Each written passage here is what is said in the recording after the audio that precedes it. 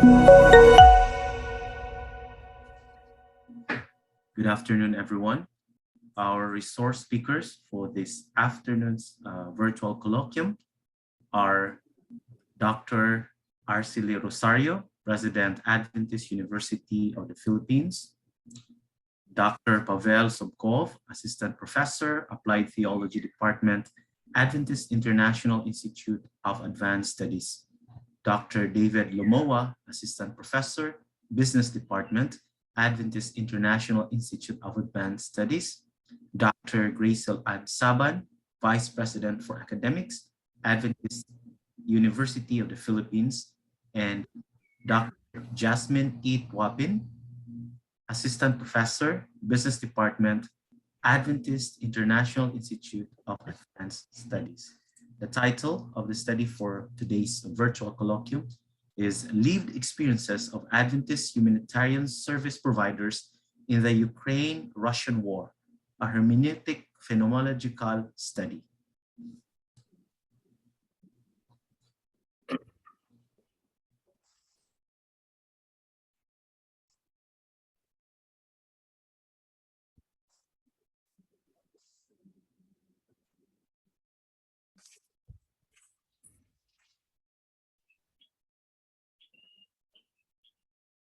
Yeah. Ms. Jasmine. Dr. Jasmine, we are waiting for the presentation. Right. So, good evening, everyone. Good morning, good afternoon, wherever you are. Thank you, Doniver, for that kind introduction. And thank you, all of you, for sparing some of your precious time with us this evening and joining our colloquium. Today, my colleagues and I will be sharing a phenomenological study that we are currently conducting. We're actually at the final stages of the study, but we are able to find some interesting themes that we might like to share with you today. The title of our study is The Lived Experiences of Adventist Humanitarian Service Providers in the Ukraine-Russian War, a hermeneutic phenomenological study. So our presentation for today will have the following outline. First, we're going to talk about the background of the study and the statement of the problem. Then the purpose of the study, the research questions that we did, the theoretical framework that we used, the methodology that we used, findings and essence. And lastly, we are going to reflect a bit on what are some of the lessons that we have learned whilst conducting this study. So for the background, all of the researchers, the five of us, have a common Christian worldview. And that worldview led to us believing that looking out for the interest and welfare of others is inherent in all human beings. And in 1 Thessalonians 5, verse 15, it reads that God has called his people to always try to do good to teach others and to do good to others and to all people. As we all must have been aware right now, there is an ongoing armed conflict in Ukraine. As a result of this armed conflict, we are now witnessing one of the worst humanitarian crises since World War II, happening currently in East Europe. So this serious humanitarian crisis led to a worldwide call for humanitarian help. And we are now seeing many of those who answered this call for help. And those who answered are these humanitarian service providers, the participants in our study. So the statement of the problem that we chose for our study is as follows. The Adventist Development Relief Agency, or ADRA, staff reports that conditions within Ukraine are even more dire than the rest of the world is seeing in the media. ADRA, as an agency of the Seventh-day Adventist Church, has launched efforts for this cause. Recent publications deal more on what humanitarian organizations are doing to elevate the suffering of war victims. For example, in Van Royen talks about the biggest threats people are facing and how individuals on the ground provide humanitarian services.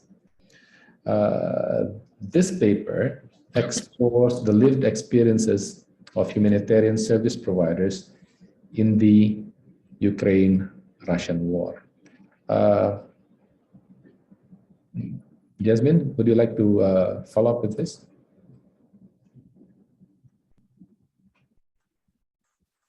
Okay, the purpose of this study is to explore the lived experiences of humanitarian service provider in Ukraine-Russian war. So this is an hermeneutic phenomenological study. And specifically, this study aims to answer these two research questions. First is, what are the lived experiences of the Adventist humanitarian service providers in Ukraine-Russian war? And second is, what meaning do Adventist humanitarian service providers in Ukraine-Russian war ascribed to their lived experiences?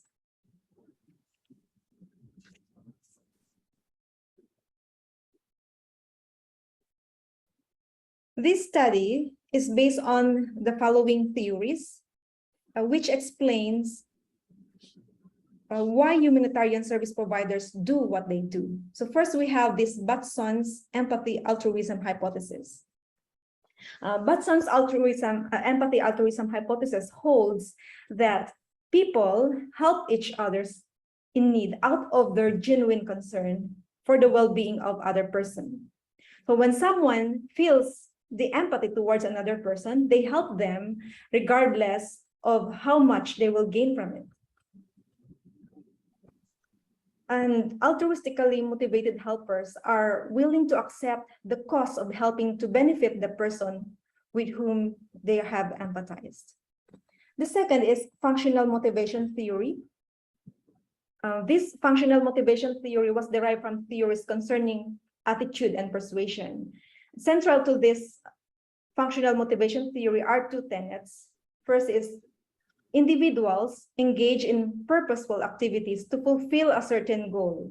And second is they perform the same activities to serve different psychological functions. So this theory implies that individuals will begin and continue serving as humanitarian service provider as long as the activity matches and fulfills the individual's motivational concerns. Third is the role identity theory. According to the role identity theory, a person has multiple identities that are formed through interactions and expectations. So when an individual identifies and internalizes the role of being a humanitarian service provider, he or she incorporates this role to his self-concept. The higher the degree of identification and internalization, the more the likelihood that the individual will continue to serve that role.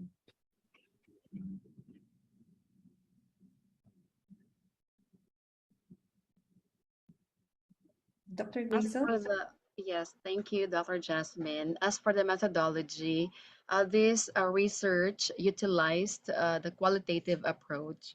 Specifically, the design that was employed is hermeneutic phenomenology, which focuses on the description and interpretation of the participants' experiences. As we know, hermeneutic phenomenology means working with part and whole in a cyclical, open, and interrogative way to understand the person, people who produce the text, the person doing the phenomenology, this type of work, and ultimately the phenomenon that is brought to the awareness and made manifest as a result of the work.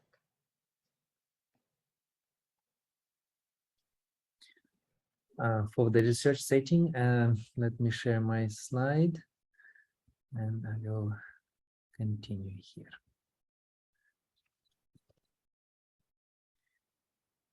The research project covers, 1 second, and just go to the beginning. The research setting covers the territory of Ukraine, especially the parts that are most affected by the war. At the present, the country is at the 126th day of a military conflict with Russia. As a result, many people are displaced and affected. Seventh-day Adventist Church in Ukraine are trying their best to serve people, even in adverse circumstances. They're trying to provide people with the shelter, with the food, giving them a place of rest. They help transfer the refugees to the safe parts of Ukraine or to cross the national borders. All pastors, administrators, and church members are equally involved in various activities to relieve and comfort the suffering people physically, emotionally, and spiritually. Hence is our focus to disclose the life world experience of such people. You can see here some of the volunteers and pastors and church members who are serving to the refugees.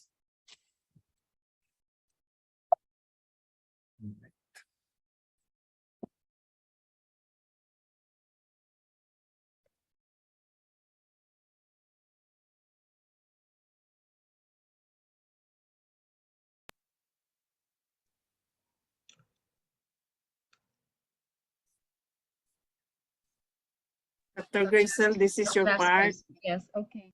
Yes, for the hermeneutical research activities, we are following these activities. We turn to the nature of the lived experience, and we are investigating the experience as lived. And also, we are reflecting on the essential themes and describing the phenomenon through writing and rewriting, and maintaining a strong and oriented relations and balancing the research context by considering the parts and the whole. And these activities are based on what Van Manen said in his book in 2016.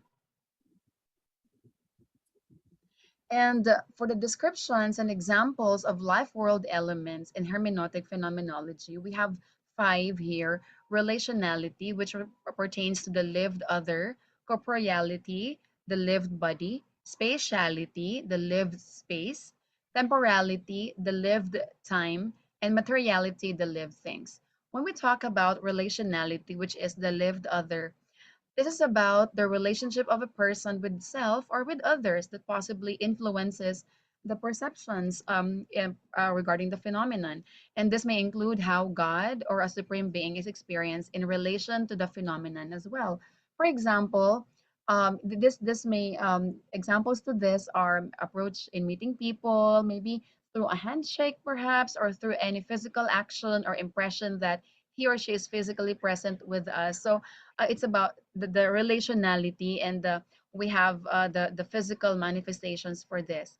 The next life world element is corporeality, which is the lived body, and it's about the body reactions toward objects and or as we encounter or meet people in certain phenomena or in a certain phenomenon. Examples, of course, are body reactions during a phenomenon, like feeling awkward, feeling clumsy, glowing, radiant. So these body reactions are tangible, they can be sensed, and they can be observed. And the third life world element is a spatiality, and this is the lived space. This pertains to the connections with a place or situation as a person experiences the phenomenon. And for example, the home. Usually, the home is the place which provides security and protection. Space may be suitable for reading, maybe the library, maybe, or at a table, a nice chair, a quiet place, a conducive place, or maybe anywhere that a person may find relaxing and conducive for reading. And the fourth one pertains to temporality, the lived time. And this is about the instances of a person's life that connect that are connected to his or her past, maybe present as well or future in relation to the phenomenon at hand and that is being experienced. Examples of this are no certain times in our lives, maybe phases or stages in our lives, the memories we have of how we carry ourselves, maybe the gestures we have adopted, or even the words we speak.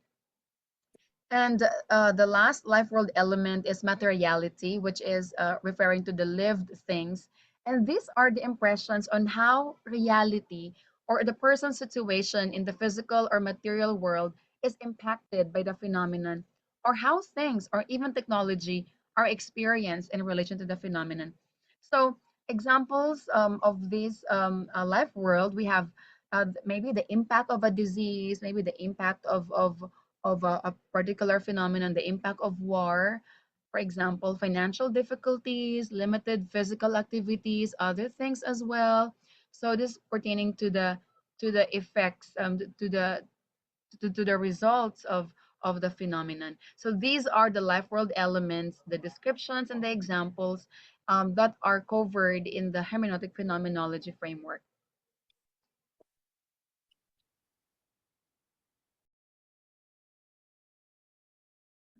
Dr. Pavel? Okay, sorry. Yes, we have a demographic portrait of our participants, and we have several of them. Disclaimer, we did not finish our data collection yet. It's still ongoing.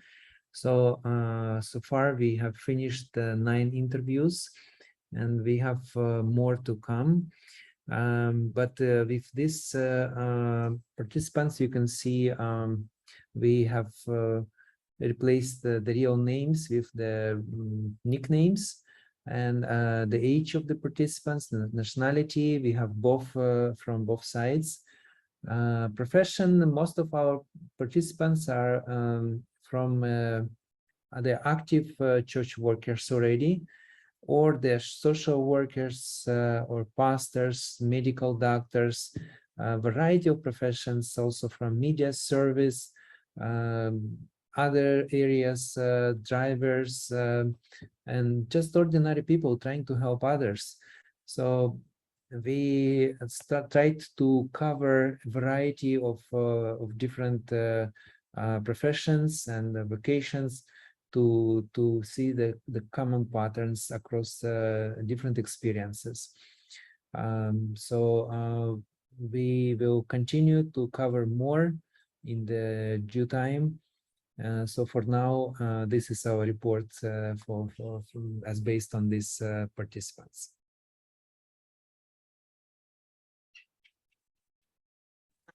This is mine. This is, I think, Yes, Dr. Arce. Okay, yes, okay.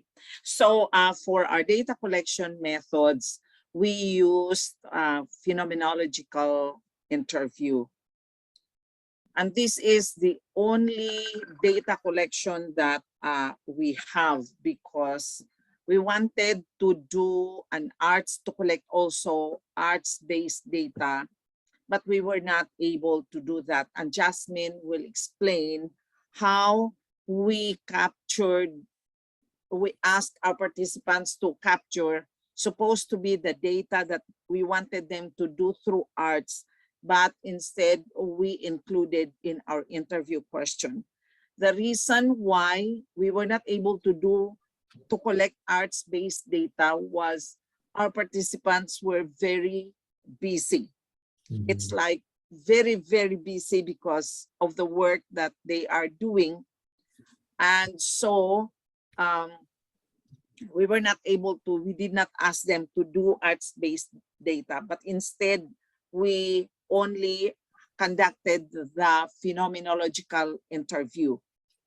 And while we claim here that we are using Seidman's framework, and when I say Seidman's framework, I am referring to the 3 phases of interviews, at least 3 phases. That's according to Seidman. And the first phase, when I say phase, it's supposed to be done in at least three different occasions. And the first phase is focusing on the past. The second phase is on the present, the concrete details of the present. And then, since this is hermeneutic, the third phase is focusing on the meaning making. In our case, though, we modify this one. While we have all these parts, meaning we focused on the past, on the present, and also on the meaning making, we did not conduct the interview on 3 occasions. The reason, again, is our participants were very busy. But the good thing was, when we asked our participants to have the interview with them, I think initially, Dr. Pavel, we asked them like 1 hour or 1 hour and a half, right?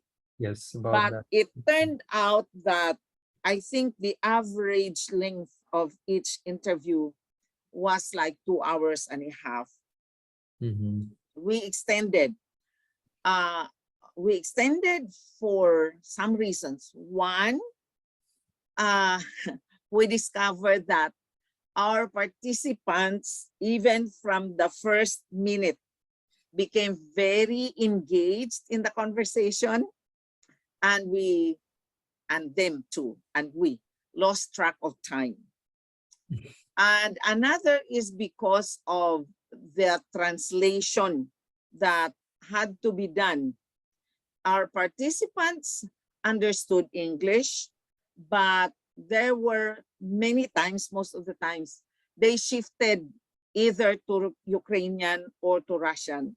That's why Dr. Pavel had to translate to us, not really fully, but the gist of the answers of our participants, so that we could somehow understand the interview and ask follow-up questions. So that's the limitation actually of our study. While we say that we follow the framework of Seidman, we did not do the interview on three occasions. Okay, kindly go back, Min, to the previous slide. So we followed the phenomenological interview, the framework of Seidman. For the interview questions, we followed the interview framework of Mostakas. Now, for those of you who have attended our training, maybe you will ask, like, why did we follow the interview framework of Mostakas when in fact Mostakas' tradition, research design, is transcendental phenomenology, and yet we are doing hermeneutic phenomenology. Let me explain that. When we compared and contrast the interview frameworks of Mostakas and of Van Manen for hermeneutic phenomenology, we found out, we were convinced that the questions of Mostakas were more fit for a phenomenon that is intense. And also, the questions, also the interview questions of Mostakas, are very intentional to capture the life world elements. We will explain some more when we go to research the presentation, the findings of research question number 1. So that's the reason why we used Mostakas.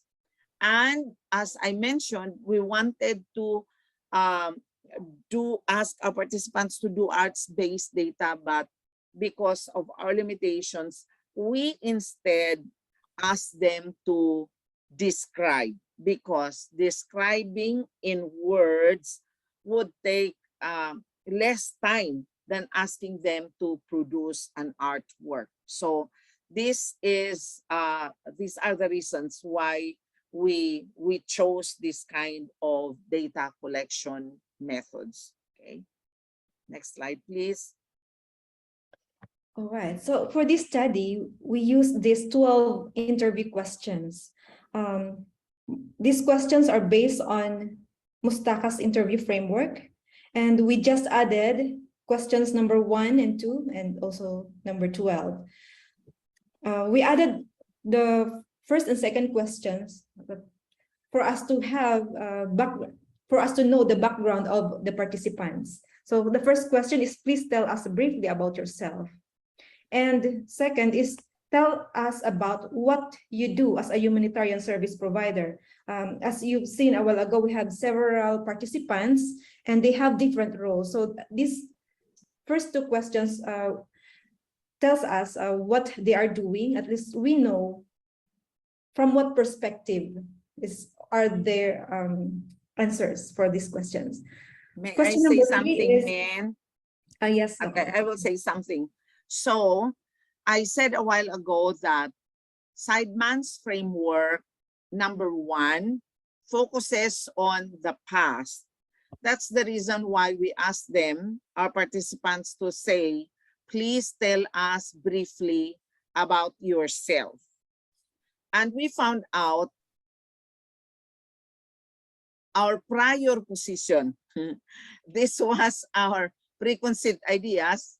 For me, as a Filipino, my expectation was, tell us about yourself. The answer would be, I'm a teacher. I am now teaching for this number of years. I finished my master's or my PhD, like that.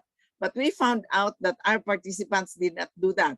Instead, they went way far back to their grandparents, to their parents. And when we had our debriefing, we found out, wow, this one is really unique. Maybe this is cultural. And we reflected this, and David will explain some more about this one. And in fact, we want to say that we had to reorganize the interview framework of Mostakas after, I think, our 4th participant. We asked, it's good that Dr. Pavel is here, and he has, of course, being a native Russian, and his wife also Ukrainian. We asked him, like, so what is a Russian mind?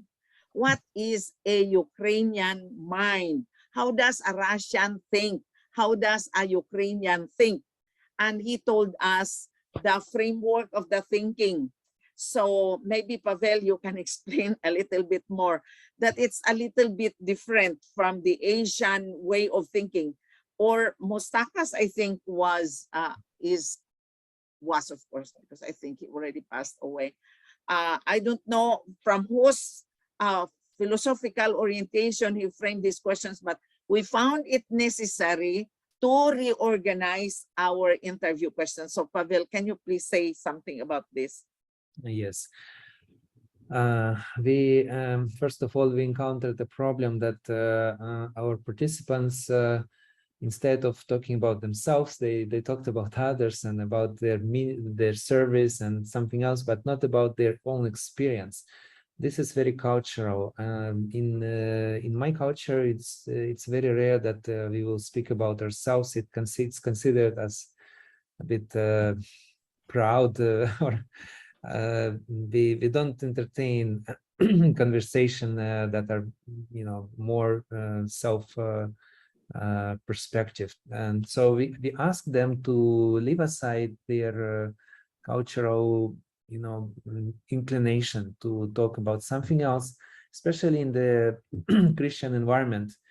People think about serving others and others people. Also, what we notice that people are more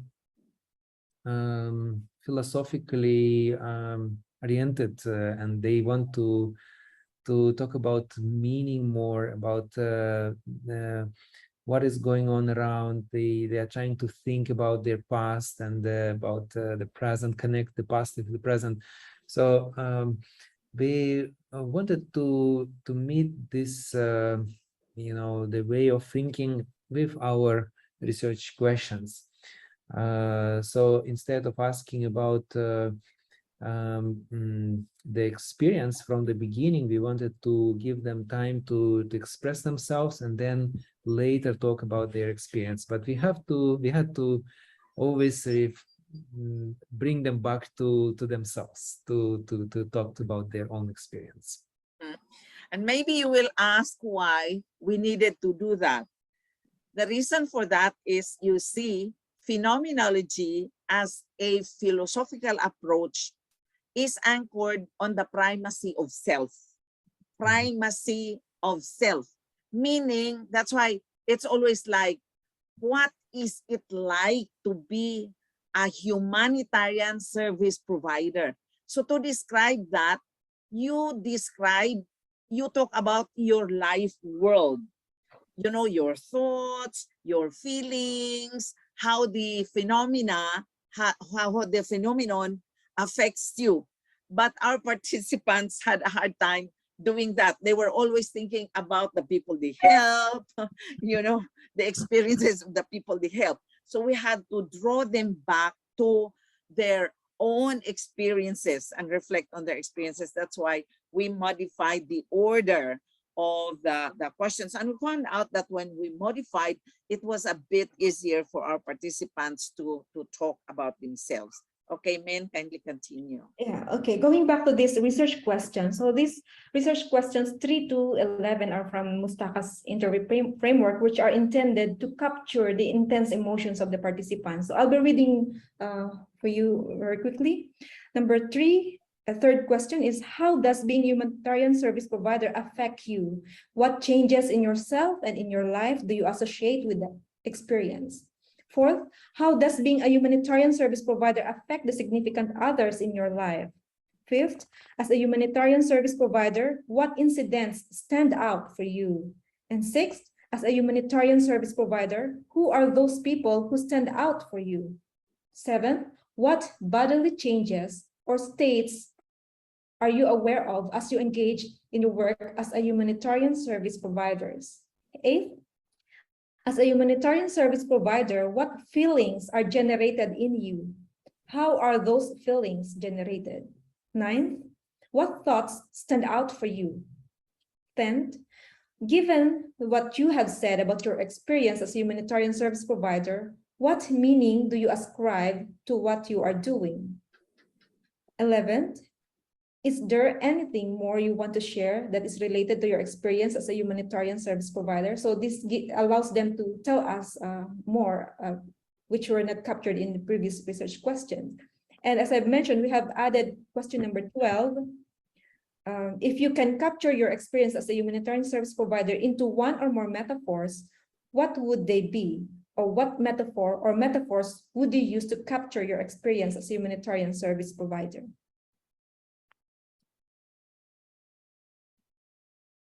Dr. Grazel? Yes, thank you, Dr. Jasmine. And so for our framework for the data analysis, we use Van Manen's data analysis framework, which consisted of the following: holistic reading, selective or highlighting approach.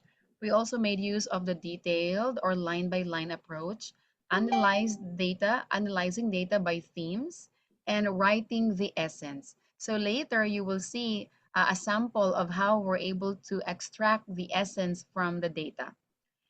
And in this paper, we also ensured the trustworthiness of this work, the rigor of the study, and we ensured that we have met the evaluative criteria for rigor by Lincoln and Guba 1985.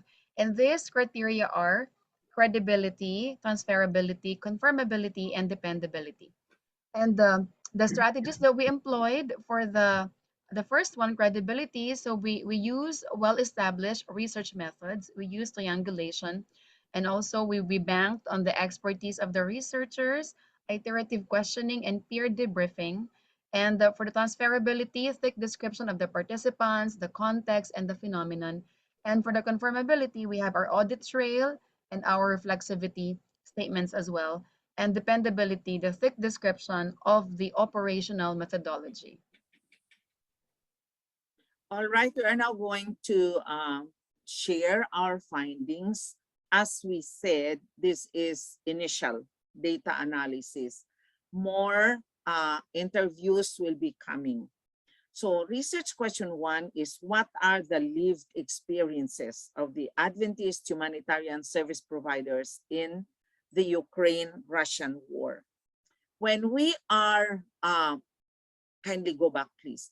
When we are asking research questions for a hermeneutic phenomenology, we begin with description of the lived experience. And to ask for description, our question is, what are the lived experiences? Then you state the participants, then you state the phenomenon. That's the way to do it. Also, you may want to state it in another way. You can say, what is it like and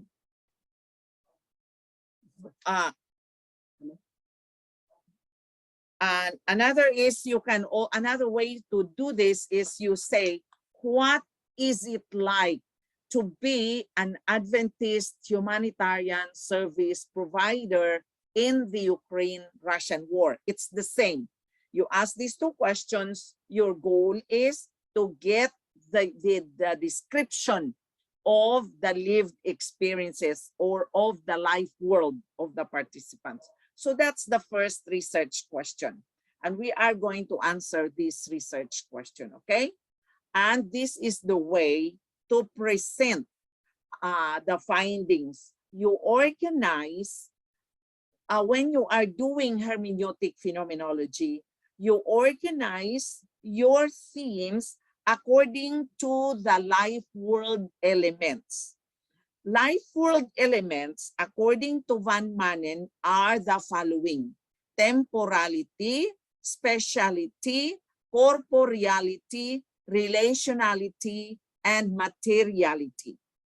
So, as you do your holistic reading, your selective approach, and your line-by-line coding, you always have these 5 life world elements in your mind. When we talk about temporality, we are referring to time, how time is experienced by the participants in relation to the phenomenon. And our initial analysis has yielded 2 themes.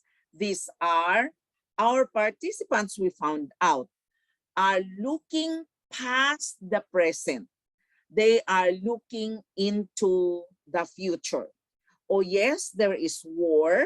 They recognize there is war at the present, but they look into the future. That's one theme. And the other theme is call for prompt action. The now, what must be done now. For speciality, this is how space is experienced in relation to the phenomenon.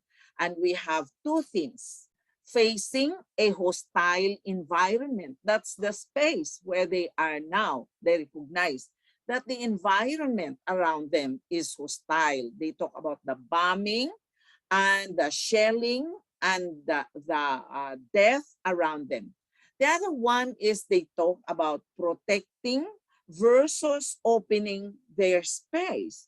So they talk about, like, shall I welcome strangers into my home? But this is my space. And then they say, so there is the tension. And yet they say, okay, I will open my space. The other one is the body, and that is corporeality. How is the body experienced? And there are 5 themes here. Our participants experience intense, enduring emotions, emotions that will not go away. The other one is mixed and fleeting emotions. It's like, oh, they can be sad one moment, happy one moment, you see. Another is they experience heavy workload. And then there's also this experience of they honor the pain of others, and yet they deny the pain that they experience. So we call that honoring pain, denying pain. And then the other theme is they experience a deep emotional burden. So it's not only the heavy workload to the point of exhaustion, it's also that deep emotional burden. So that's how our participants experiences their body. The other one is relationality. How did our participants relate to themselves, to others, and to God? Here we see 5 things, and this is in relation to others. They see a human being in each person. Also, they build a team, and their team becomes their family. We want you to remember that these people are separated from their families. Their families left for other countries. Most of these are men because they were not allowed to go out, but others also were women who chose to stay even though they were allowed to go out. So they were longing for a family, and they found a family in their teams. The other one is the need for human connections. And we were impressed by the emphasis that they were not only in need of food, they were not only in need of shelter, but above all, they need human connections. And the last theme here is the reciprocal nature of kindness. And they say that while they stayed to take care of others, they were comforted to know that other people in other countries where their families fled were also taking care of their families. And of course, there is this unity in adversity. They emphasize that in times of adversity, people come together to set aside, their differences. Now, materiality is experiencing reality. And reality can be abstract, can be material. Okay, so we have here 7 themes. The first theme here is the realization that our participants were contributing to something bigger. So it's like they were forgetting themselves, but looking at the big picture of what they can do to humanity. They also realize that life is very fragile, that they go to sleep not sure if they could wake up in the morning. All throughout, our participants exuded gratitude, and the lines, "I am grateful, I am happy," was very recurring. The other one is disinterested benevolence, and this is explained by one of our theoretical frameworks, which is on altruism, that our participants help, not thinking of any payback or any benefit. The other one, of course, is the faith journey, the deepening of their understanding of who God is. And this is one of the best that I like, and this is generational generosity. We found out that these people, these participants, are helping today. And that kind of orientation, that kind of worldview actually is rooted way, way back many generations ago. They talk about their grandmother, their grandfather, their own parents whose lives were dedicated to helping other people. And this one also is a nice theme. Our participants said that their encounters with people whom they help were God ordained, God orchestrated, not coincidental. They saw God's guiding hand why they should meet this person or this person, and that their encounter were life-changing. And the emphasis, was not on the recipients' lives, but rather they emphasized that their encounters changed them to become better persons. Okay, so these are, I want you to go back, to the previous one. So when you are asked, so what are the lived experiences? What is it like to be a humanitarian service provider? This is the description. You can only describe a lived experience using these 5 elements of a life world and no other. So when you are doing phenomenology, hermeneutic phenomenology in particular, always frame your data analysis on this framework. Okay, so you just cannot merely say theme number 1, theme number 2, theme number 3, and not anchor your themes on a certain element of a life world. All right, I hope that is clear. Okay, so we go to this one by one, and you see that this is only a sample here. Okay, next slide, Min, please. And so we hear the first element is temporality, and we are giving a quote for theme 2.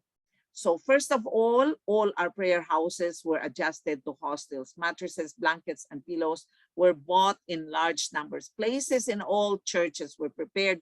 There were 12 such locations where we were ready to accommodate people. Second, the immediate purchase of food that will be necessary to feed these people, and promptly the collection of clothes was announced among the church members, where they brought everything they could find in their homes. I remember the experience of Joseph, how necessary it was to prepare everything in advance, even if today you cannot recognize the need of it. I personally called many pastors and said, prepare the place where you can accommodate the people. Now we are collecting money and purchasing cereals, instant breakfast, everything that we can do. And so here we are seeing the call for prompt action. Next is the element on specialty.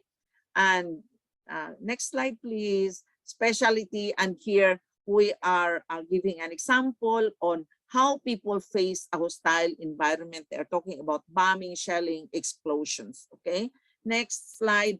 Then we have the next element, and that is corporeality, how the body is experienced. And I want to read this. Everything changes. This is theme 2, mixed fleeting emotions. Everything changes, and it causes many emotions. For example, joy, because we achieved many things. We helped someone, or we completed something successfully. That sharply changes when you see all this madness that takes place around. It is difficult to rejoice more than 2 minutes in something happens every second. In the very moment that you have gotten good information to rejoice, for instance, you see what evil, moreover, vile evil is happening. I am torn between the feeling of how low can a man fall. It's much more painful and worse than war. It's atrocity. Okay, so next is that relationality, how people connect with one another. And here is this example. Okay, next slide. And the other one, the last one is, yeah, we are giving more examples, but okay, the last one is materiality. And this is about, you know, how they are serving. For example, say, okay, let's join, let's do something together. We also want to contribute. We cannot sit without work. So they realize that it's good to contribute to something bigger. Okay, next slide. Next slide. All right, now, so that's the description. We are just giving you some samples of significant quotes. For research question number 2 of hermeneutic phenomenology, it focuses on meaning making. Now, why do we have only 2 research questions for a hermeneutic phenomenology? Because the goal of hermeneutic phenomenology are, number 1, to describe the lived experiences. Number 2, to make meaning. So only these 2 research questions. Do not make 3 or 4. Otherwise, you may be making a combination of other designs if you do that. So what meaning do the Adventist humanitarian service providers in the Ukraine-Russian war ascribe to their lived experiences? And as Dr. Pavel said, it was not difficult for us because these participants are philosophical in nature. They make meaning. They intersperse their storytelling with making meaning. And these were the themes that came out. Okay, next slide, please. Service is a lifestyle. It is a way of life. Service is a calling. It is God's invitation. Service is readiness to die for others. Can you believe that? That they were ready to die, give their lives. Service is living the gospel. The gospel is action. Service is being an instrument of hope. So how did our participants make meaning? What's the meaning of what they are doing? This one, okay? And one, we are giving you an example of one of our participants when we ask what metaphor, next slide please, of what metaphor he could, give to us. And he turned his video and focused it outside. And then he said, he focused on a tree. And he said, I think of the beginning of springtime when buds open sprout on the trees. It really happens now outside my window. Yes, after winter time, trees stand without leaves, and just now buds begin to open, leaves will appear. And what I'm thinking about is it is our duty to help people after hard circumstances, after this winter period in life, in order to kindle life in our brothers and sisters, the citizens of our country. The green leaves will appear and people will understand that life continues, that we always have hope for something better. Okay, so that's one metaphor supposed to be captured in art form. So the essence, this is conclusion. In hermeneutic phenomenology, instead of saying conclusion, we say essence. An essence is stated in one paragraph or two, not long. So Adventist humanitarian service providers have inherited a legacy of service from their parents and grandparents. They give because it is their way of life. It is to them a calling to give their lives for others, and if needed, to die as Jesus died for them. They experience intense, enduring emotions, mixed, fleeting emotions. They honor pain as they see it in others, but they postpone pain as they experience it. They realize that kindness is reciprocal and that God orchestrates the meeting of people, which is life-changing not only to the receiver, but more so to the giver. Okay, so next slide. And now this is time for David. Right, thank you very much. So here are a few reflections that we were able to get, or we were able to reflect on as we were doing these studies, this phenomenological study. So number one, working as a team. It seems that 5 is a good number for us. I know it just works between us.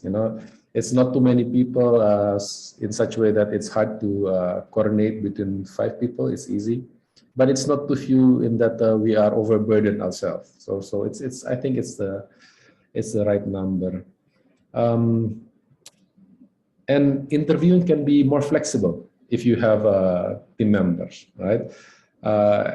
At least a couple of us would always be available when a participant give a convenient time that is being able to be interviewed. One or two of us would always be available for that, and we can assign different lead interviewers for each interviewee. It means that all of us will have a chance to practice our interview skills.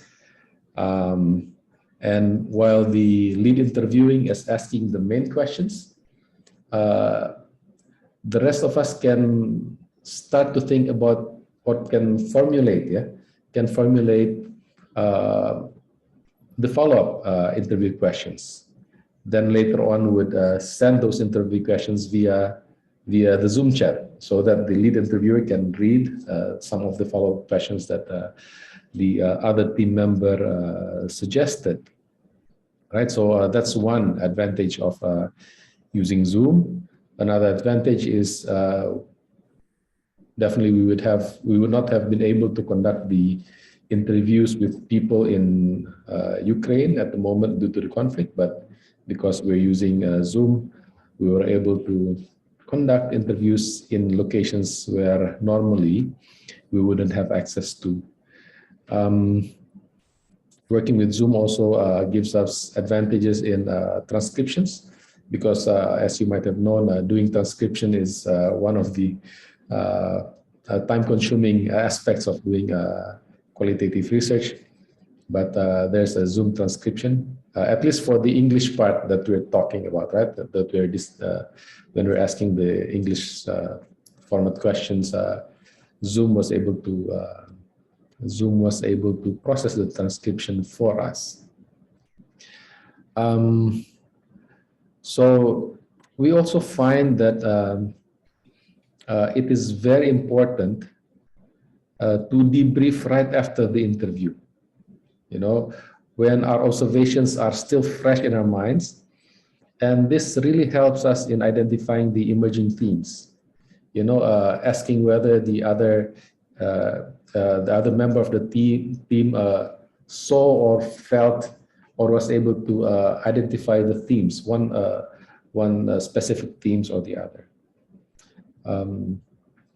We also found out that it is very important that every team member must master the interview questions and truly understand the reasoning behind every interview questions.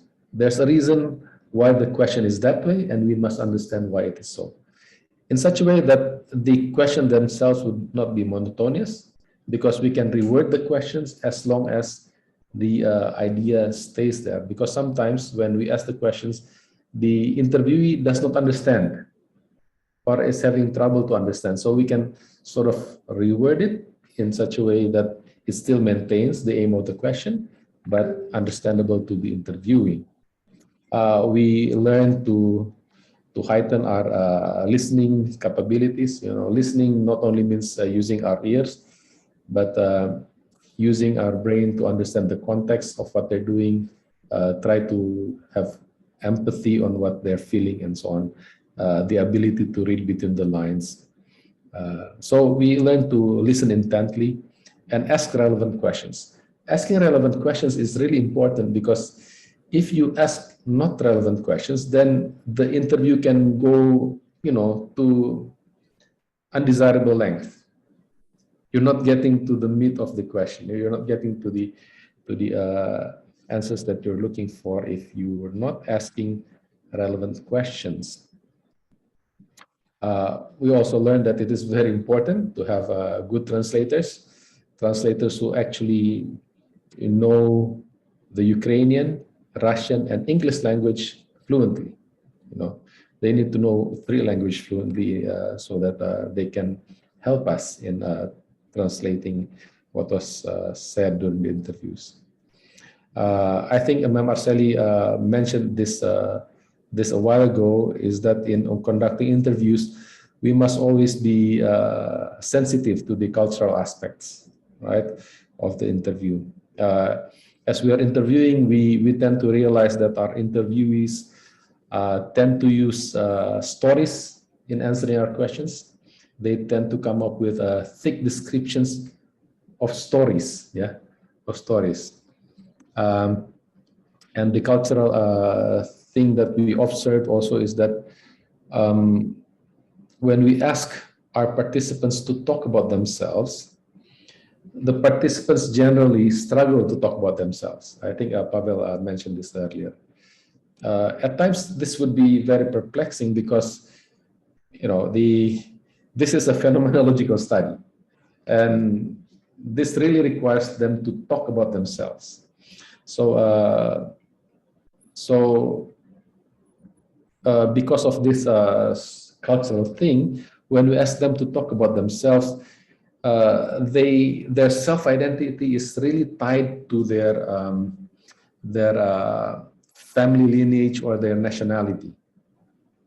So when we ask them to talk about themselves, they tend to talk about their family lineage, what their great-grandparents were, and what their nationalities were, and not talk specifically about their personal self.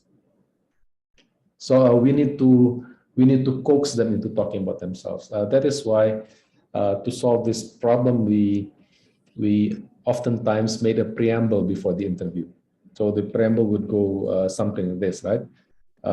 While you're a service provider, you will tend to have a tendency to focus on others. For this particular purpose of interview, we would like you to be introspective and just talk about yourself. So so cultural differences tend to play into the interview processes. I think those are some of the things that we can reflect on when we're doing this. Maybe some of you might have other other reflections you might want to add? It's okay, Okay. David, because we are beyond the Okay. time. So we can see the impact of the service that the brethren of Ukraine now are providing to the people, to the community. They're spreading the goods, the necessities, first things that they need, and this is something that really impacts people. The churches are turned into refuge centers where people stay 24/7 and receive food and shelter and everything. And our pastors and members are active, busy, involved into different activities to serve people around them, especially in the southern and eastern part of Ukraine. This is where the conflict is still ongoing, and every day people lose their lives, and there are many other affected who are trying to escape to a safe place from that war zone. So this is what we can see ongoing today.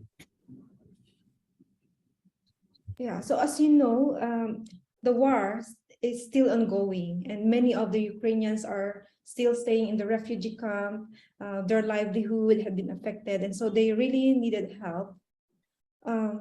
Actually, AQRA had already forwarded financial contributions to aid their needs, and many AQRA members have also contributed to this cause.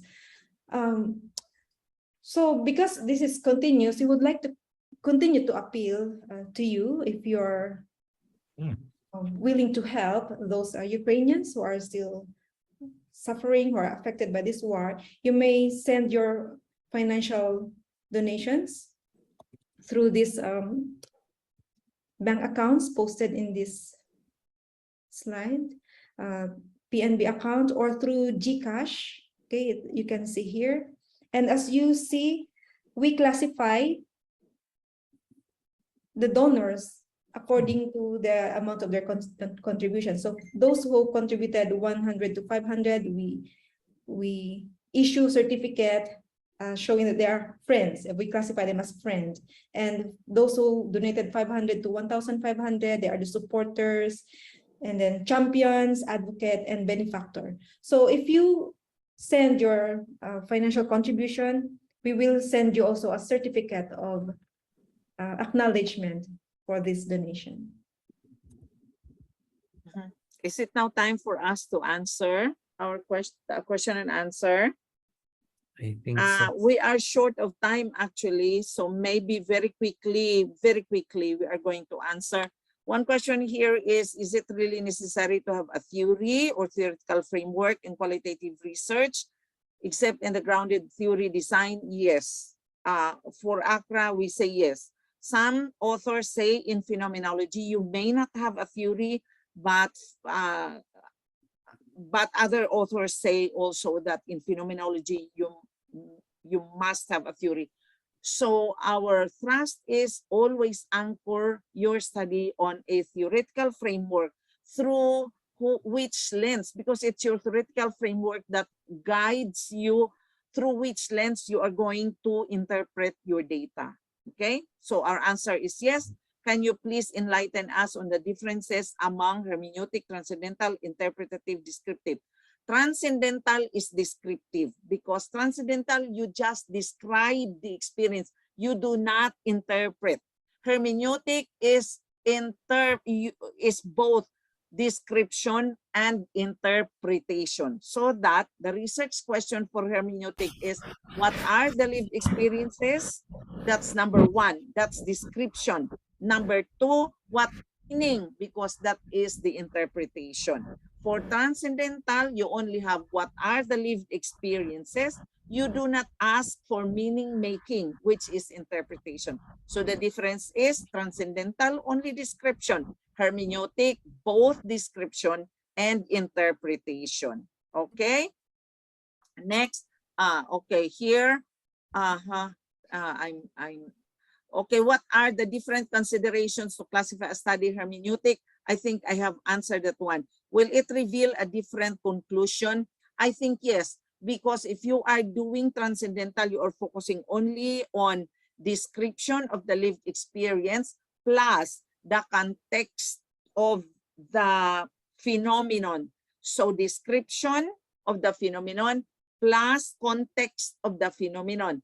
The description is the what of the phenomenon. The context is the how of the phenomenon. Okay?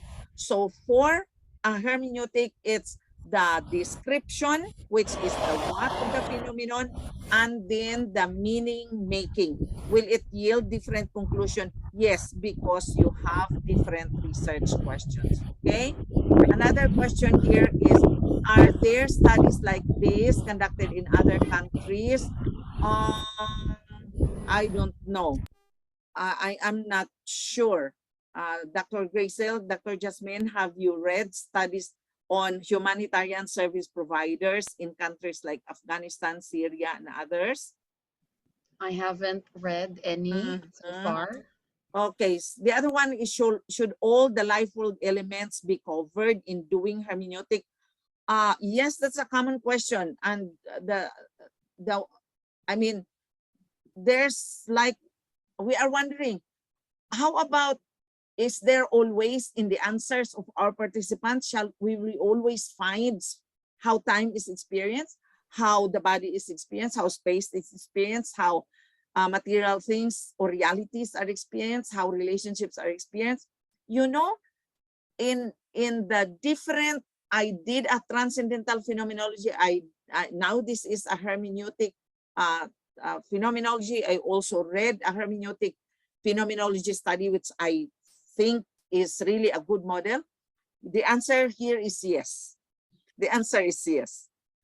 It's not intentional. You do not tell your participants, can you tell me how you experience time? Can you tell me how you experience space? Not really. But when they tell their stories, you will find that they are addressing these life world elements. So how did you do triangulation? Maybe you'll wonder, how did you do triangulation when you only had phenomenological interview? There are many ways to do triangulation. It's not only varied data sources. It's also like triangulation by using multiple theories, triangulation by having multiple researchers, and also the other way we triangulated was through iterative questioning, where you seek for internal consistency. Your participants saying consistently the themes all throughout the interview. Okay, so how is a code book developed? Okay, the truth is, we would like to say, because this is our initial analysis, we did as a team, you remember that in our debriefing, we already identified emerging themes. Regarding the detailed coding, I was the only one who did that. Other researchers, if you really want to do this because you want to calibrate, what you can do also is, if there are 5 of you will analyze the data, will do that, all the steps up to the line by line coding, and then you compare and contrast your work. That's what you do. So I wish to know how the researchers ensured confidentiality, especially with some photos. For the photos, we asked permission. Yes, we asked permission. Phenomenon under study is first and the emotion is intense. Your interview may have some rush of emotions. Oh yes, our participants cried. So how did we handle? At first, I would like to admit that among us, I was the crybaby. So I was the one really crying and having tissue, paper with me. But later, yes, we were able to handle the emotion. And you know, our participants, although they were crying, in fact, there was one time that David was not able to really control himself during the end of the participant interview. He said, I want to ask you a question. Why is it that you seem to be smiling all the time? And that was not only on one participant. It's like all our participants were smiling, radiating. And then they said, because we are grateful. We are grateful to be alive. We are grateful to help. So that's it. So it was not really traumatic, really, because it was like tempered by faith, tempered by hope. Another is, okay, I think we still have one here, is IPA a kind of hermeneutic phenomenology? Honestly, this is one design that I want to do. I haven't done IPA. This is interpretive phenomenological analysis. I haven't done that one yet. I have read a little, but not really deeply. So I cannot answer this question. I'm sorry. Maybe in the next, I will read some more. We will read some more and we can answer this one. Does a hermeneutic study appear in what parts should be included in the complete paper? Yes, all the other parts, all the other parts. And for me, the best part here should be the most important part. If we will publish this one, the part that will take the most number of pages, I would say, would be the methodology part, because we promised to the AQRA community that we will show a model paper. We found only one model paper, and that one is published in the Qualitative Research Challenges and Practices, dated, I think, 2020.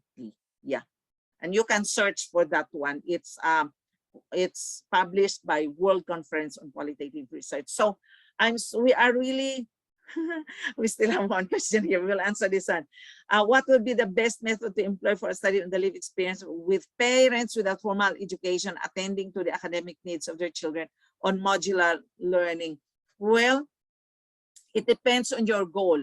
If you want to ask the parents about their lived experiences and then how they view the future, you can, and what's their context, you can use transcendental. The good thing about transcendental is there's the exploration also of the context, like why are they experiencing such? Why is their experience such and such? You describe also the context and you ask them also how they view the future. That's the strength of transcendental. The strength of hermeneutic is you ask your participants to describe and you ask them to make meaning. What is the meaning of what they are doing? Are they happy about it? Are they hopeful about it? Or do they think it's a drudgery to do this one? If that's your goal, then you do hermeneutic. Okay, thank you so much. We're sorry that we do not really have much time, but thank you for asking these questions and for joining us. Okay, so we go to the next slide. Maybe we can omit this one. Can we buy books for qualitative? Yes, this is a good question. So we are going to advertise. It's now available through Amazon.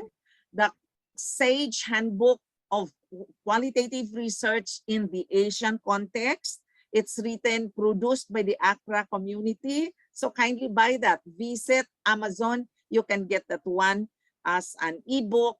If you want to buy the hard copy, we are making available copies in October during the AQRA conference.